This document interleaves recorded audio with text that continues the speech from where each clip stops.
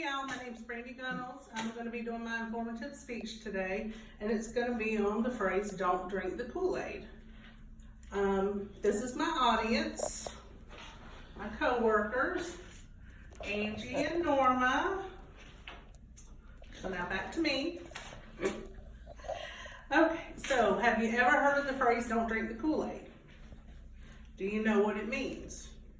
Do you know where it began? Don't drink the Kool-Aid is a phrase that's used, or someone would use it that believes in something that's possibly dooming or that's dangerous, that's a dangerous idea. And they believe that they're going to get a reward for following or agreeing to whatever this idea is. Or some people use it in a humorous fashion, saying don't drink the Kool-Aid, don't believe everything you hear, don't get sucked in. Don't believe the peer pressure, get persuaded into something that you don't really believe in. So that phrase began from what would be known as one of the worst mass killings in American history, the Jonestown Massacre. And that was according to the article released by the History Channel. Jonestown was created by a religious cult leader and civil rights activist, Jim Jones. Jones initially started the People's Temple in Indiana in the 1950s as an independent congregation that accepted all races, all religions, all sorts of people. Then in 1960, it became affiliated with the Christian Church. So he became ordained 4 years later. Jones believed in socialism and Marxism. Socialism is an economical or political system where the ways of making a living are owned by the workers that run that place and they depend on them. Marxism is an economic system in which there are no classes. There's no higher class, middle class, lower class. Everyone is equal in a Marxist society. So Jones became paranoid due to his own drug use, that there was a nuclear holocaust coming. U.S. intel had heard about his abuse, his mistreatment of his members, and he was being accused of financial fraud in his church.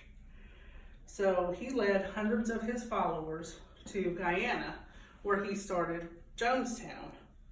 They believed that this Jonestown was going to be an agricultural paradise, that they were going to have all this food, it was going to be beautiful weather, no snakes, no bugs, no mosquitoes. They were just going to live in luxury. However, they found out once they got there, that wasn't the case. It was all a lie. The living conditions were horrid. They lived in a jungle. You can't grow food there. They had to work from sun up to sundown. They were abused. They were mistreated. If they tried to escape, he brought them back. He pulled them back in and he abused them. He punished them for trying to leave. Very few people got out alive. So in the article by History.com, allegations of abuse were being told to U.S. Representative Leo Ryan from relatives of these cult members. So Mr. Ryan, along with a media crew and some of the relatives, went to Jonestown to investigate. Jim Jones had trained his followers to lie to these people, to lie to the media, to lie saying that they were happy, that they were well taken care of, they were well fed, that they loved being there. However, as Ryan was getting ready to leave, one of the cult members slipped one of Ryan's aides a note asking for help. So then, when Jones was confronted about it, Mr. Ryan was asked to leave. So he left. They went back to the airstrip. The media crew he brought and some of the cult members were going back to the U.S. with him, 14 to be exact. But once they got to the airstrip to board the plane, there were no planes because Jones had slowed them down. So once the planes got there, a tractor pulled up, pulling a trailer, and all these men popped out of the trailer and they started shooting. U.S. Representative Leo Ryan, along with 3 of the media crew and 1 of the defectors, were shot and killed. The other people that were there survived, but they were taken back to Jonestown. Once those shooters went back and reported to Jim Jones what happened and what they did and the people that died, Jones gets on his radio that is fished throughout the community, and he says, "It's over. It's all over. They're coming for us. It's time to transition to the other side." So then these vats of grape flavored poison began to come out, and they began passing around cups of this grape flavored drink.